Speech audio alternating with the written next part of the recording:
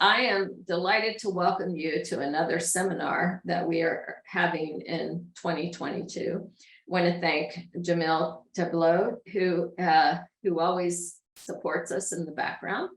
And tonight's speaker that we will welcome in a minute. So this year's series has been How Research Informs Practice and Practice Informs Research. We're not sure next year what our theme will be, but we will let you know in the near future.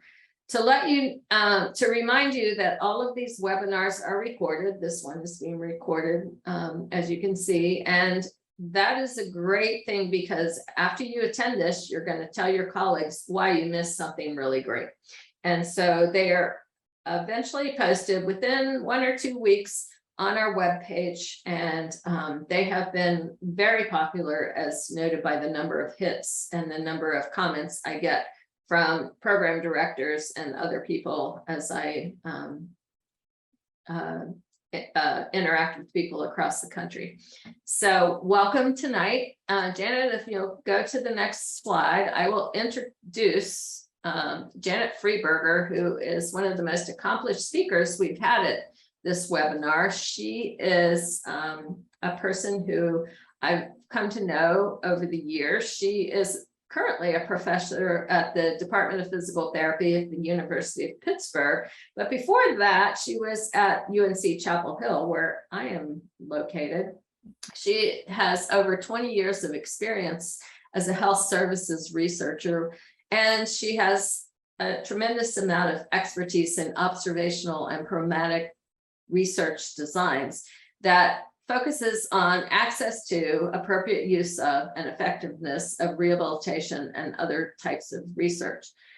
Most recently, she has developed expertise in implementation research, and she is conducting large pragmatic effectiveness implementation projects. And these are funded by PCORI, or the Patient Center for Outcomes Research Institute, and the Agency for Health Care Research and Quality, and the Centers for Medicare and Medicaid Innovation. As I said, she's at Pitt now, and she's the PI for the Learning Health Systems Rehabilitation Research Network, which has proved to be an invaluable resource for us in PT as well. And she is also serving as the co-director of the Implementation and Maximize Population and Community Translation Core, or the Impact Core. She's a very busy person. She is also part of the Pittsburgh's Clinical Translation Science Institute. As you can see, she's well educated with her PhD from VCU, her MS from VCU, and her BS in PT from Maryland. So I will monitor the chat, but I believe Dr. Freburger has asked for most of her questions to be held until later. And she has also a few questions from you beforehand in that we've shared with her as well. Okay, great. Great, thanks, Debbie. Yeah, hi everyone, and thank you for your attendance at this late time in the day after I assume most of you have worked, a regular work day. So I'm happy to be here to talk about implementing evidence into practice and the role of pragmatic trials. As far as an overview of my presentation, I wanted to spend a little bit of time talking about background, about why we would even care about implementation, research, and pragmatic trials, review some of the terminology and concepts associated with pragmatic trials and implementation research, and then talk about my involvement in the COMPASS and TARGET trials, which were two of the first large pragmatic trials funded by PCORI, which Debbie, talked about, the Patient-Centered Outcomes Research Institute, and that were both led by PTs, Pam Duncan and Tony DeLito, and I was fortunate enough to be a co-investigator on both of those trials. I was going to talk about the implementation challenges of those trials and some lessons learned, and then conclude with some key considerations for conducting pragmatic trials. So as far as background, it's been over 2 decades since the Institute of Medicine released their seminal report on crossing the quality chasm, which really pointed out like how poor the quality of healthcare was in the US relative to really what it should be based on the evidence. And since that time, we have made some progress in improving the quality of care, but the failure to adopt evidence-based practices really remains pervasive in US healthcare. In addition, there's been some compelling reports and research that has pointed out the billions of dollars that the US wastes or spends in healthcare each year, biomedical research each year that is wasted. And this is due to poorly designed studies, biased studies, studies that ask the wrong question, studies that don't report on the methods adequately, and studies that don't adequately disseminate their findings. And physical therapy, unfortunately, is not immune to these problems. There's been a large amount of research published in the physical therapy literature on variation in care, across geography that's not explained by need, and underuse and overuse of treatments. And when I use those terms, underuse is when a treatment is not used that has evidence for being used, and overuse is using a treatment that really shouldn't be used and is being used. So an example of that is with exercise. We know that there's data out there and literature out there to suggest that we underdose exercise in older patients. As far as overuse in regard to exercise, there are some studies and data out there to suggest that home exercise might be just as effective as outpatient therapy in some instances. Group exercise might be a better alternative to exercise that is directed by an individual therapist, and that there are instances when exercise can be directed by a non-therapist and be just as effective as a therapist. There was also a compelling report put out by Buchbinder and colleagues on looking at research waste in physical therapy, specifically looking at the treatment of shoulder pain. And what they found was from 1998 to 2014, there was a huge increase in the number of RCTs or trials that were conducted looking at effective treatments or trying to understand effective treatments for shoulder pain. But over that time period, there was really little change in the low quality of the trials. And probably more importantly, there was little advancement in the definitive conclusions that these authors could, or these researchers could, draw from the study as far as what effective treatments were. They summarized that some of the problems with these trials were that low priority questions were asked. The authors or the researchers didn't assess the relevant literature. There was bias in the designs and reporting and publication of the study results.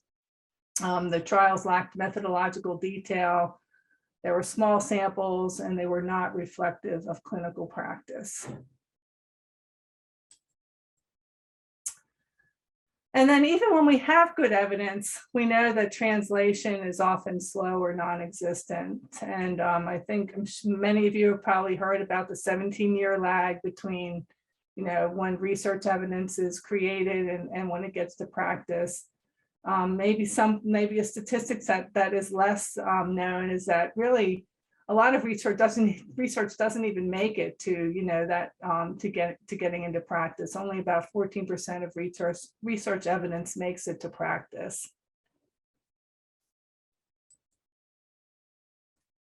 So what are potential solutions to this problem? This is really where kind of the idea of pragmatic trial design and implementation science methods come into play. And this is really kind of stepping back and saying, okay, well, maybe it would make more sense if we embedded research in real world settings. maybe if we kind of relax the internal validity, criteria so that we give greater attention to external validity, try to do studies that are more practical and that take into account context and, kind of what happens in the real world. So the work that we do is more translatable, getting stakeholders engaged. And we talk about this a lot in the work that I do and when I'm educating, younger researchers. It's really important to talk to the end users of your research early and often.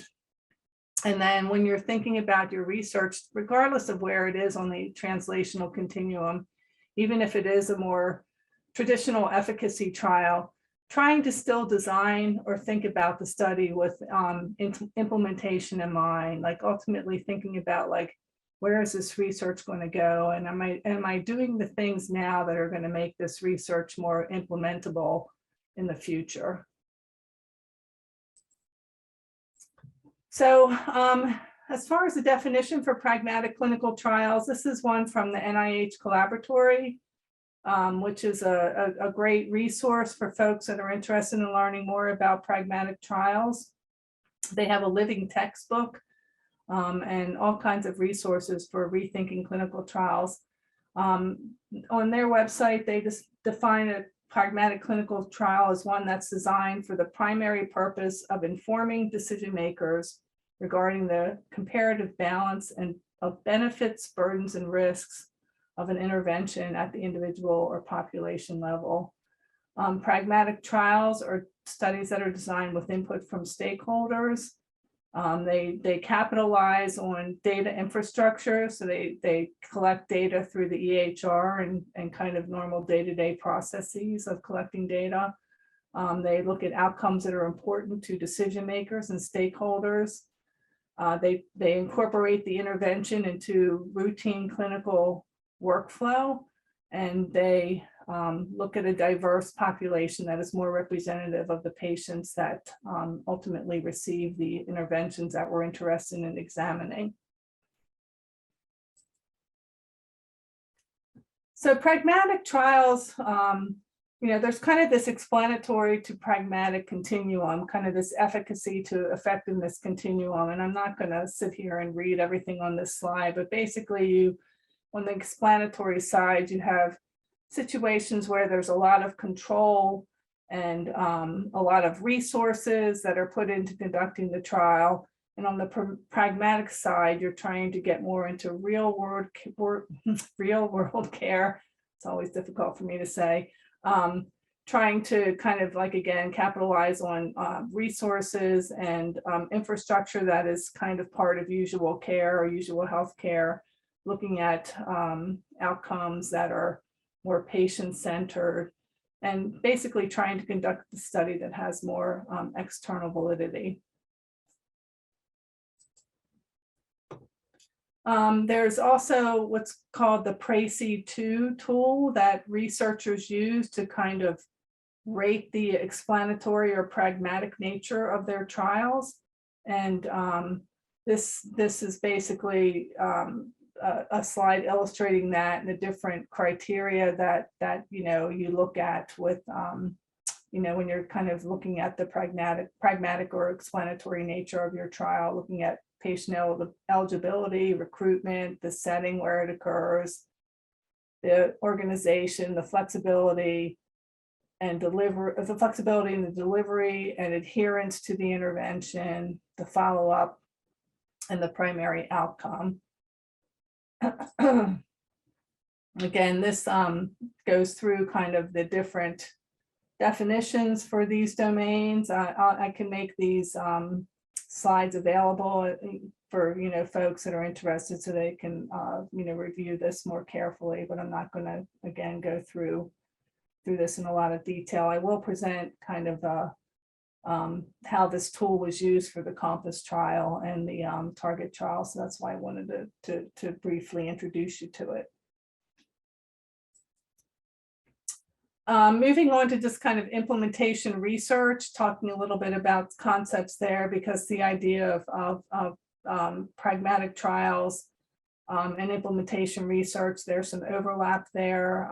One and again, I'll get into this in a bit, but pragmatic trials that look at the effectiveness of an intervention can also be looking at implementation in concert with that, using a hybrid design. So I wanted to kind of cover some of the terminology and definitions for implementation research. And this type of research is really studying how you can develop and use strategies to help adopt and integrate evidence-based health interventions into the community and into the clinic. And this type of research really seeks to understand kind of the within context, and by context, I mean that's kind of like the environment that you know the healthcare is occurring in, within the context behavior of individuals, communities, and organizations that influence the adoption, implementation, and sustainability of evidence-based interventions. And basically, when you're thinking about implementation of an evidence-based intervention, you really have to think about it at multiple levels. The practitioners and the support staff that work at a clinic, for example, the consumers or the patients that are receiving the intervention and their family members, the organizations or the organizational structure that's supporting the clinic, and policymakers.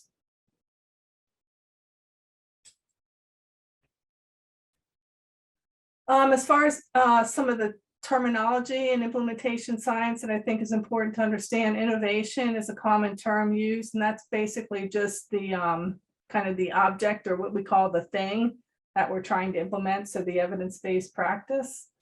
Adoption is really when an organization or an individual decides to intentionally try to use the evidence-based practice. Whether or not they actually are successful comes in, you know, really comes into the next term, which is implementation, which is actually the act of putting the innovation into action, you know, to actual use. Sustainability or maintenance is another common term in implementation science, and that's basically looking at whether you know, evidence-based practice that we are trying to implement is actually kind of institutionalized and becomes kind of part of normal practice, or is kind of sustained over time. Because there can be instances when we try to implement something new as researchers and go in and have all the support for the clinicians to do it, and then we leave and they're unable to sustain it. Implementation strategies are the actions that we take to try to enhance adoption, implementation, and sustainability of an intervention. Fidelity is the degree to which the intervention is implemented as was intended. Oftentimes we have guidelines, or maybe not guidelines is the best word because that's kind of equated with other things. We have kind of a process or ideas of what, you know, what the intervention should be based on experimental studies. And then when you try to kind of implement all of that in the real world setting, there can be challenges. So kind of understanding how well, you know, the intervention was implemented as it was intended, and whether or not that had an impact on outcomes.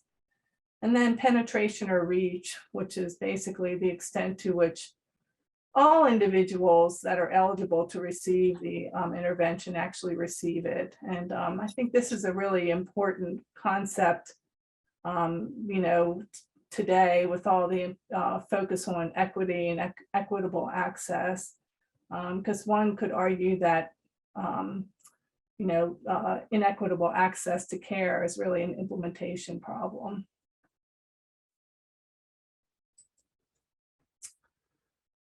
I wanted to kind of point out the difference between kind of intervention effectiveness and implementation effectiveness, which is, again, kind of a concept that I think is important to appreciate. The intervention effectiveness is what we're all kind of used to. Does the intervention improve patient outcomes?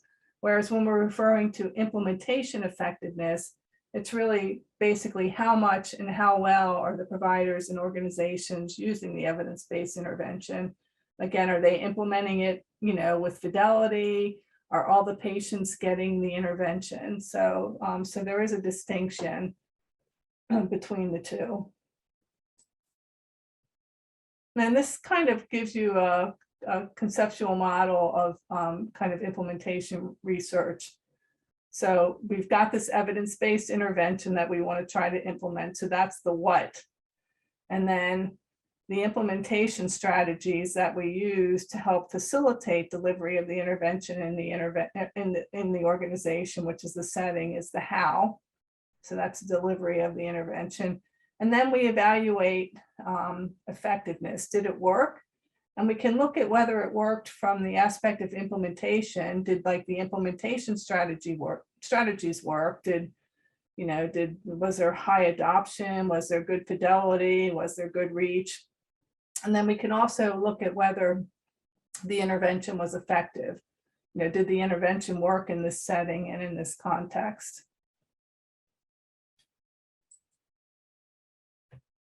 When we think about factors that influence implementation of an innovation, there's kind of 4 levels to that. There's the outer setting or the external environment that could potentially impact the implementation of an innovation. And an example of that would be insurance. Whether or not there's uptake of an evidence-based intervention is often somewhat dependent on how well insurance will cover the treatment. The inner setting at the organizational level, whether there's leadership buy-in, whether the organization has the resources and the physical infrastructure to implement the intervention.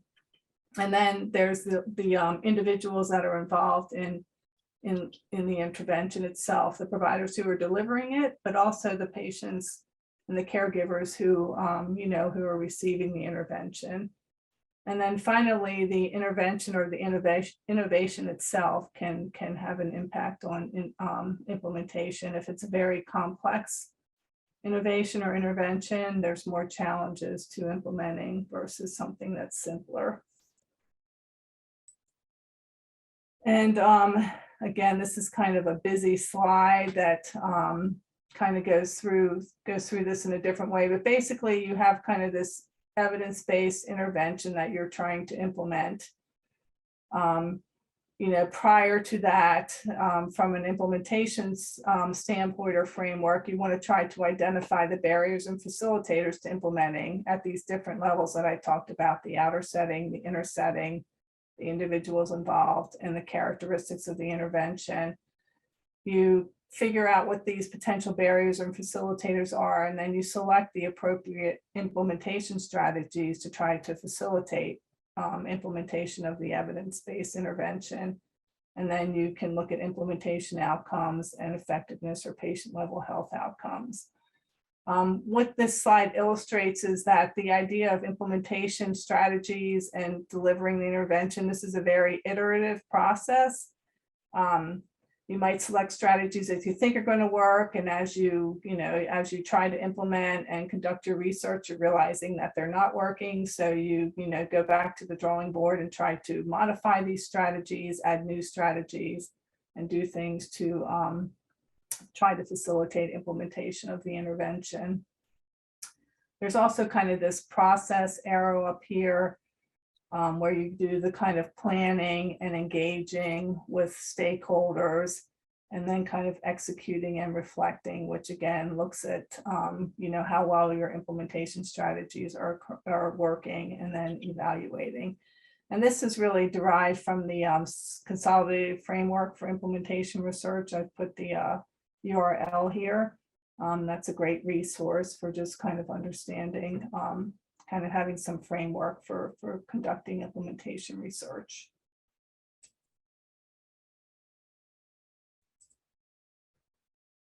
Implementation strategies, there's all kinds of implementation strategies. Again, I'm not going to go through and read these, but there's using evaluative and iterative strategies, kind of adapting the strategies to the context, training and educating stakeholders, changing the infrastructure, financial strategies, engaging consumers, et cetera. And again, we'll talk a little bit about these in the context of the Target trial and the Compass trial.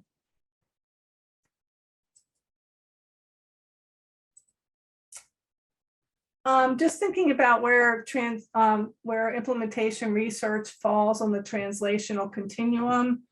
I think a lot of the work that's been done in physical therapy has probably fallen in the kind of clinical, the T2, clinical efficacy to clinical effectiveness realm of things as far as the translational continuum.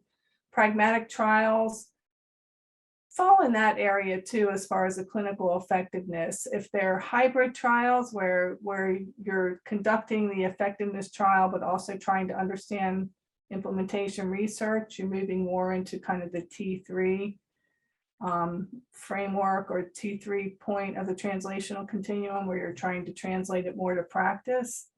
And then implementation research that is solely focus on implementation really is the T3 to T4 part of the translational spectrum. And again, you know, ultimately we're trying to improve health of individuals and populations.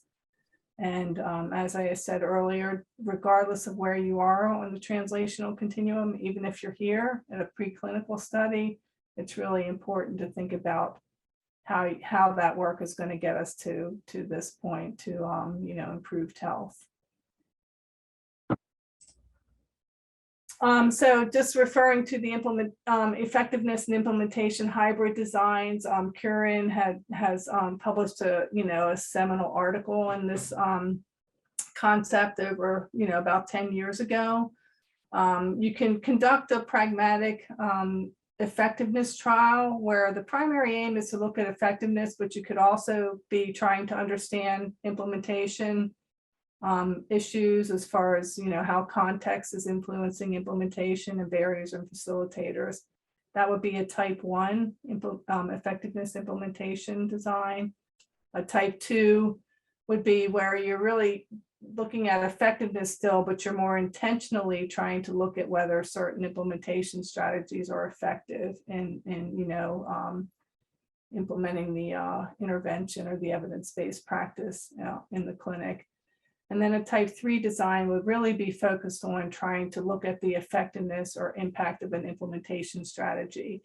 So you could have a randomized trial that is looking at 2 different implementation strategies, randomized, and looking at whether one is more effective than the other in implementing an evidence-based practice and sustaining it. And then as a secondary aim, you could be looking at clinical outcomes that are associated with the implementation.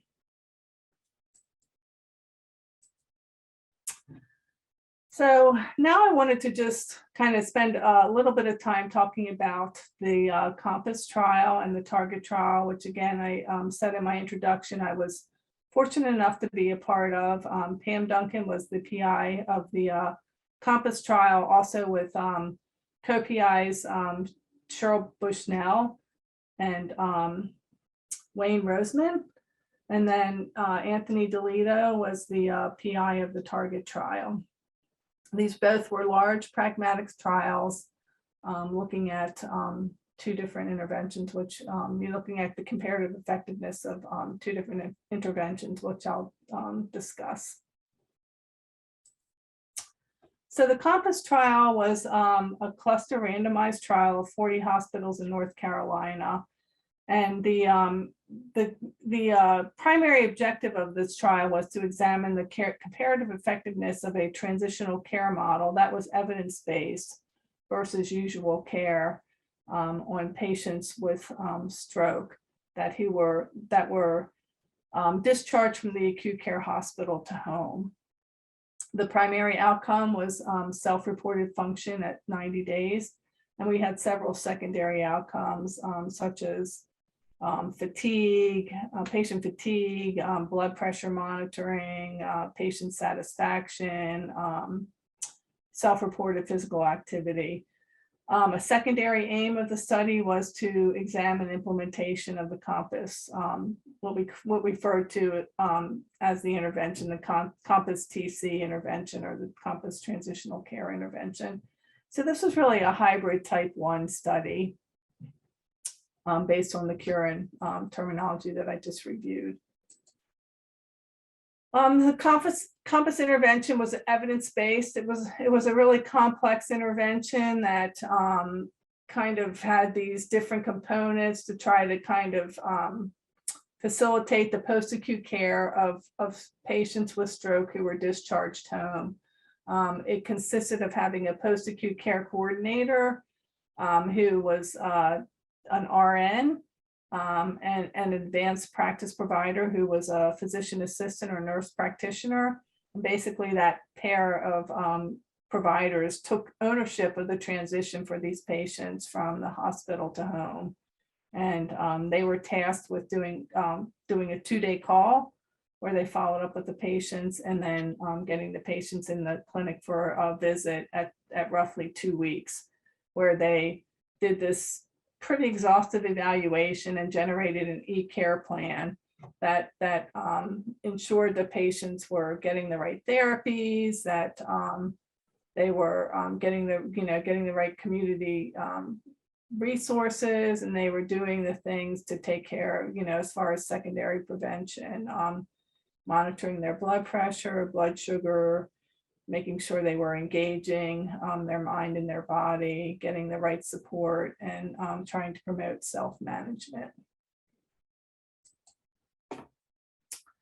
The target trial was also a cluster randomized trial of 72 primary care practices, and they were looking at the comparative effectiveness of a risk stratified approach versus usual care for the treatment of acute low back pain. And their primary outcome was whether patients with acute pain transitioned to chronic pain. And a secondary outcome was self-reported disability at 90 days. They also examined implementation of this stratified approach. And so again, this would be classified as a hybrid type 1 trial. The target intervention was also very complex, in my opinion, maybe a little bit less complex than the compass intervention. When patients came to the primary care practice, someone had to complete the start back tool, which basically asked them about their pain and had them answer these series of questions, which based on how they responded, they were classified into low risk, medium, or high risk as far as progressing to a chronic state. And then based on how they answered, they were referred to physical therapists for psychologically informed physical therapy. So basically, patients that were classified as high risk based on the start back were referred to psychologically informed physical therapy. This is the Precis tool that was used to kind of indicate the pragmatic nature of these 2 trials. So as you see, if you're on the periphery of this tool or score a 5 on everything, you're like, the trial is completely pragmatic. If you're in here at the 1, it's completely explanatory. So both the compass trial and the target trial were quite pragmatic in in their characteristics as far as the different things that Precis tool looks at as far as eligibility, recruitment, etc.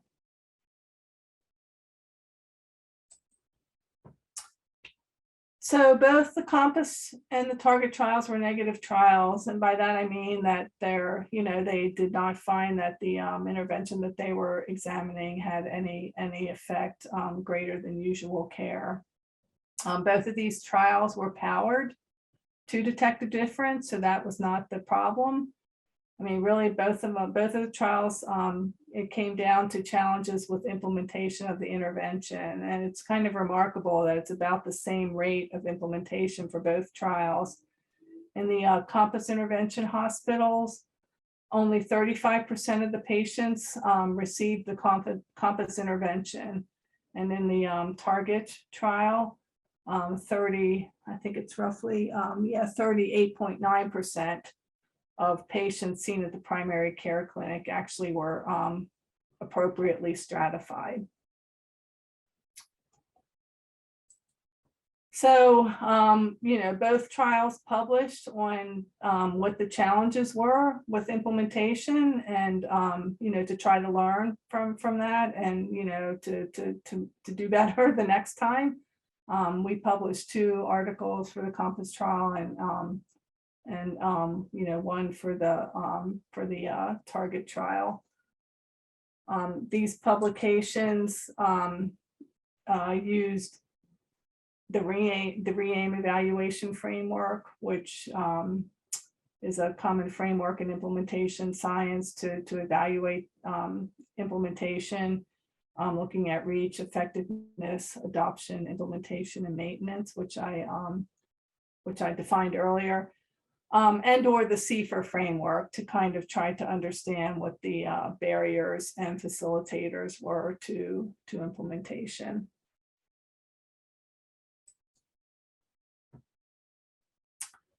So for the COMPASS trial, again, thinking about the different levels of factors that can influence implementation.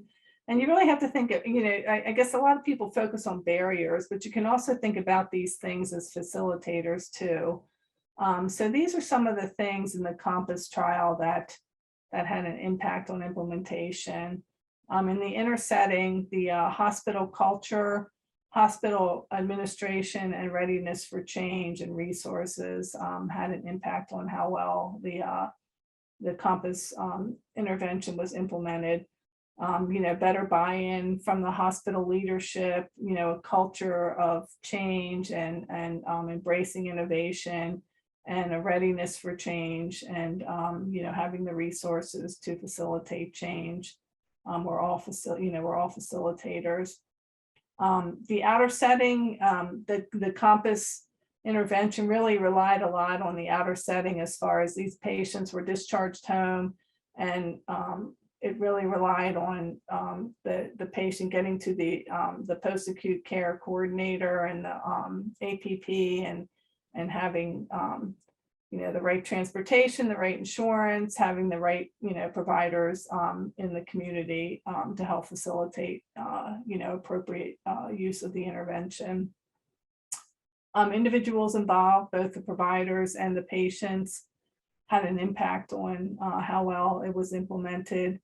The providers that had greater self-efficacy, that identified with the organization, and that had better knowledge of the research and beliefs about the effectiveness of transitional care models, were more suited to implementing the intervention.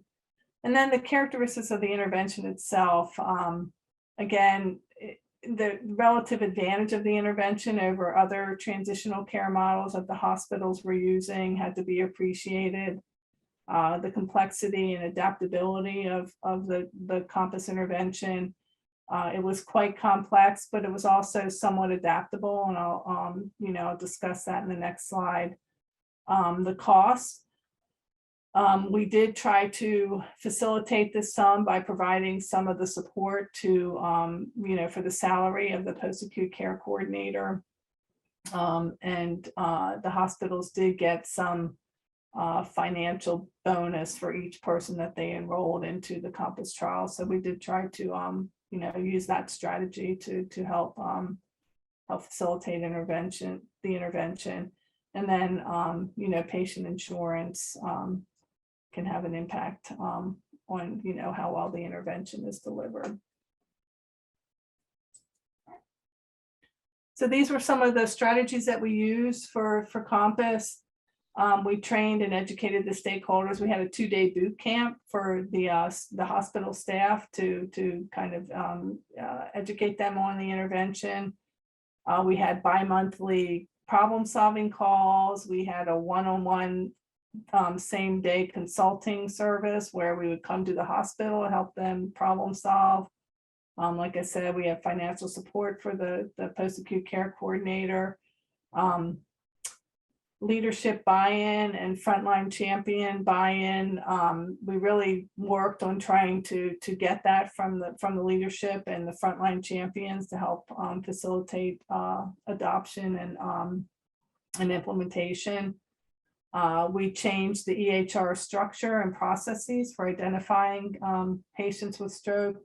Part of the COMPASS intervention really kind of relied on us being able to like make sure that we didn't miss patients that had a stroke and that were admitted to the hospital, because we really had to kind of like get in there and you know, touch base with them and say, look, you know, you're going home, we have this, you know, we have this transitional care model we want you to, you know, to be involved in, et cetera. So it required some work with the hospitals to be able to identify these patients when they were admitted and you know, enroll them in the study.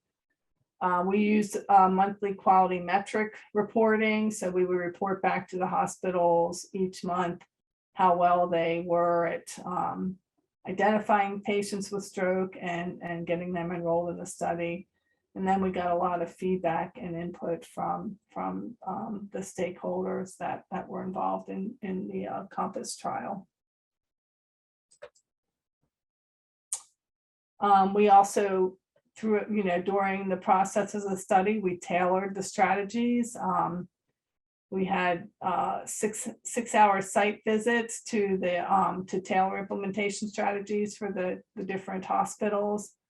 We had monthly data feedback on performance that led to new implementation strategies. So we were very aware of the fact that we needed to kind of learn what was working and modify and learn from early adopters and people who were being successful and try to apply those implementation strategies to the other hospitals.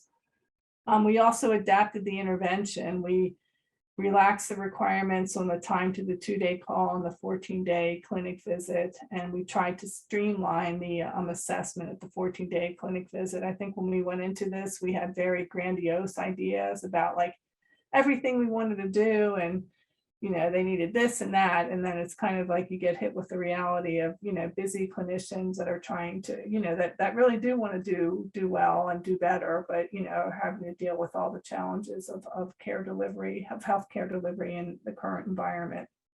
So we did adapt the intervention also during the study.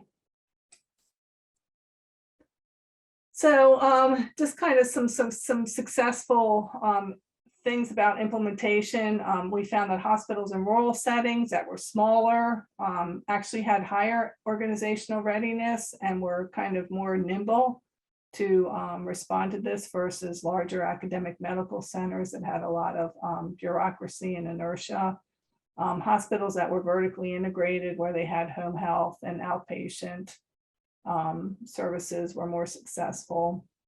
Providers that were empowered and, you know, were champions helped to lead to success of implementing the intervention.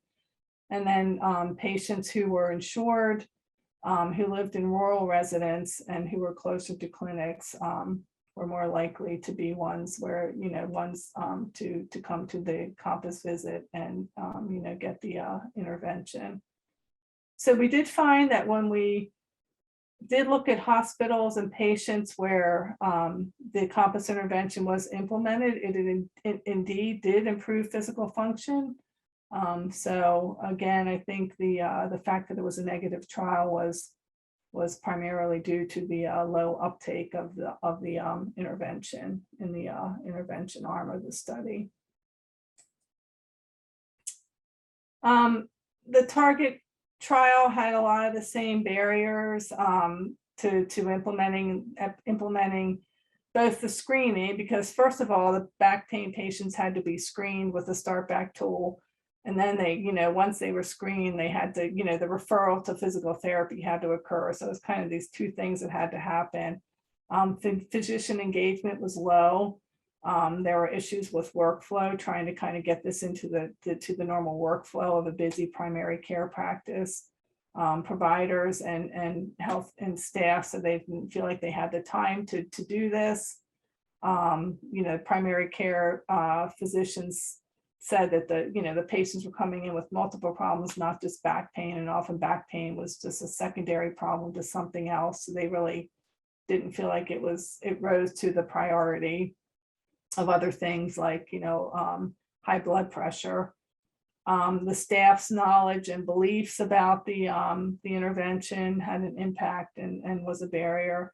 And technology was a barrier as far as just trying to get the start back tool used. We started out with giving all the clinics tablets to try to collect this information, and that pretty much went out the window pretty quickly. And so some clinics used it. A lot of clinics used paper-based, start back tool, and some used just verbally asking the patient the questions and putting the start back score into the EHR.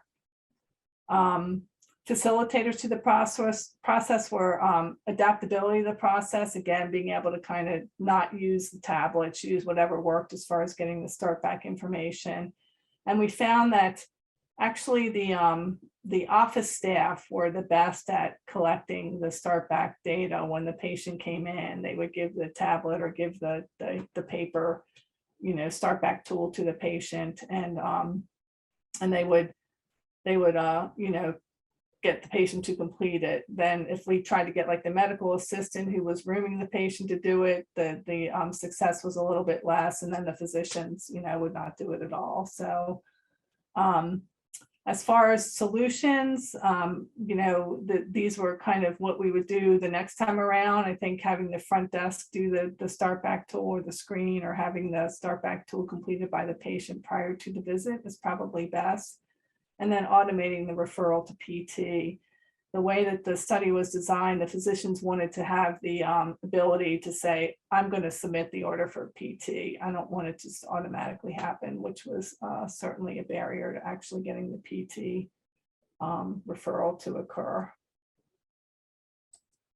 So just to wrap up, some key considerations or things that I felt like we learned from conducting these trials. I think it's very important to build partnerships early and engage the end users early and often. You really need to find a topic that's of a mutual interest for leadership and or the research team. Keeping the intervention as simple as possible, and getting feedback from the providers and the frontline staff on how the intervention can be simplify, but also how, what the most effective implementation strategies are. Planning for sustainability from the beginning. If you design an implementation strategy that requires that, the researchers are coming to the clinic and helping the clinicians like do the, intervention every day, that's not sustainable. So trying to think about tools and strategies that can remain in place after the research team leaves. Choosing the right outcome as far as intervention and implementation effectiveness, choosing meaningful, low burden and actionable outcomes. When it comes to implementation effectiveness, I think thinking about measures that can inform you to do better, next time are important. And then I didn't get into this a lot, but considering data structure issues early, if you're going to be trying to modify an EHR or deal with the EHR to collect data, you've got kind of system specific issues to kind of work through.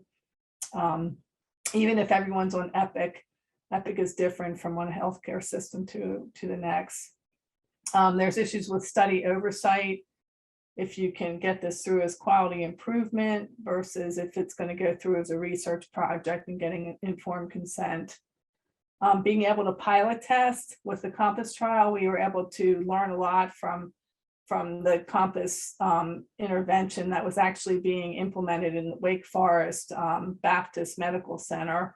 That's kind of how the whole study evolved, because the Wake Forest Baptist Medical Center was kind of using this model of care and found that it was being, very effective.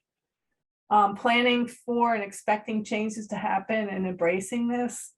When you're working with a healthcare system and doing something pragmatically, you can't expect things to go like you think they're going to, and be flexible with changing things and responding. And then considering kind of dissemination of findings and communicating with stakeholders, during and after the trial. We relied heavily on stakeholders, particularly in Compass, and really strive to make them feel part of the team and try to keep them up to date on how things were going. And then just to kind of conclude, I wanted to give a plug for Learn, which has a seminar series this fall. And if you go to the website, which is here, you can look at that, which will be covering issues around implementation research and pragmatic trials. And then also MR3, which Learn is a part of the MR3 network, which is a number of centers that are funded by NIH to help advance rehabilitation research. They're conducting a scientific retreat on clinical trials, and there's a section of that will be covering kind of pragmatic trials, and Dr. Wendy Weber will be the keynote on the second day addressing that. So I encourage folks to look at that, and I thank you. I know didn't leave much time for questions, so I apologize for that. So thank you. Thank you, Janet. That was really, really interesting and also inspiring. I mean, I think that it continues to be the continuous answer of it depends, and we don't know, and check back with me, and the same old answer. I think oftentimes physical therapists, and I'll start out, I know there's lots of questions, but one of the questions that came in early was, I'm a physical therapist, and not everybody now with the student debt and the DPT can go back and get a PhD, but there are still opportunities to become a researcher, and even we have some people who have gotten K awards as with DPTs. Can you talk a little bit about opportunities to learn how to do implementation science as without getting your PhD? Yeah, well, I mean, yeah, your clinicians are in the laboratory that that you really need to be in to conduct implementation research. And my suggestion would be to try to partner with a researcher that can bring some skills and that has the desire to work with you. And I believe there are a lot of researchers out there. I mean, with the Learn, that's really kind of the mission of Learn. And we have, partnered a lot of researchers with health systems, and they're helping the health systems address quality improvement issues, and just helping try to move the work forward. So that would probably be my best suggestion, to try to, if you really can't go back and get the training, try to partner with a researcher who can help kind of move things along. And then of course there are all kind of web-based resources and things that you can access to kind of understand the concepts. But I think we learn the best when we're trying to actually do things in the clinic.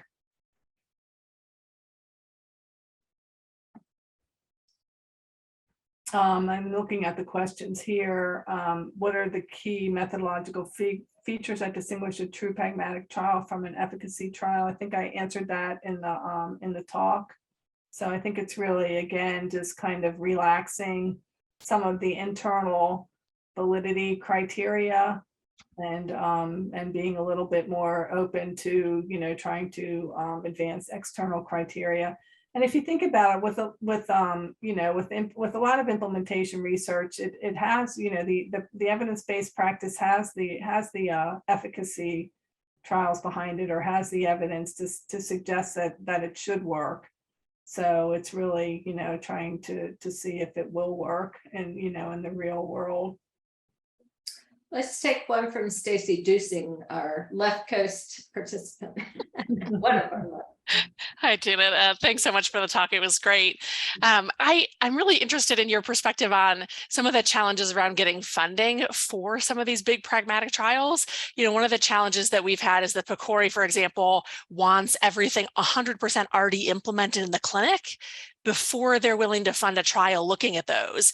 But if we don't know if we can implement it, you know, the pragmatic trial is partly to test the efficacy or the effectiveness of the implementation process. Right. And so when you have data that says this is an effective intervention, but we need to understand what's the best strategy for implementation, it almost feels like there's not a great mechanism for that, or I'm missing something, I think. Well, I mean, you know, so yeah, and I think that, you know, that is always a challenge. I mean, I think that's been the challenge of health services research in general. But, you know, NIH does have the DNI, you know, kind of, you know, standard or parent RFA that they have. That's an option. And then the NIH collaboratory that I referred to does support pragmatic trials and implementation more. So those are two areas that or two funding mechanisms that I think are applicable. But I agree. I think it is hard to you know, to find a lot of mechanisms that will support that kind of research. You know, of course, Learn has pilot funding that will support smaller scale studies. We had initially been focused on trying to have the pilot funding limited to healthcare systems within the network, but I believe we're open to supporting you know, healthcare system research or partner research that's at institutions outside of the network. You know, possibly RO3 mechanisms. You might be able to do some of the implementation strategy work, but yeah, unfortunately, you don't have like a plethora of funding opportunities to give you in that regard. We also, you know, are trying to promote researchers to see if the health system itself or, you know, insurance providers would support the work. And so that's like moving into a less traditional space. But there are definitely, you know, opportunities there too. But I think it takes kind of the right mindset and the patience and the determination to try to you know, form those partnerships. Thanks, Stacy. Nice to see you.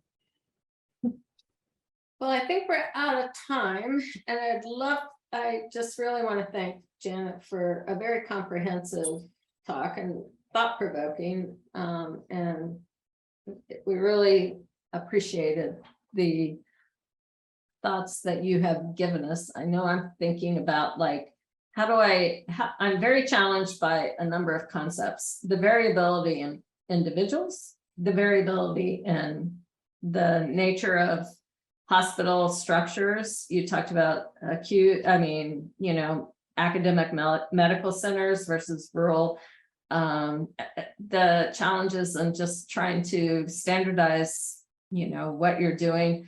It's really challenging, I think, in this country where there's such a focus on the individual and our own processes to try to implement something standardized across, you know, but non-standardized, you know. So I'm thinking, I think sometimes our outcomes, how we value and judge research is probably the flawed part. It's like, this is what works, but only in this setting. And so, you know, implementation science maybe just shows us that, okay, we did the right thing, but it works here and in this particular thing. And it's not about bias of the research and things like that. It's like, who will accept this care in this particular setting under these conditions? So I don't know. That's kind of what I sometimes start to think about, you know. Yeah, I mean, yeah, I think it's daunting to really, you know, to really kind of think about sometimes, but I really do see the value in researchers partnering with clinicians more and trying to kind of find the happy medium or the balance between,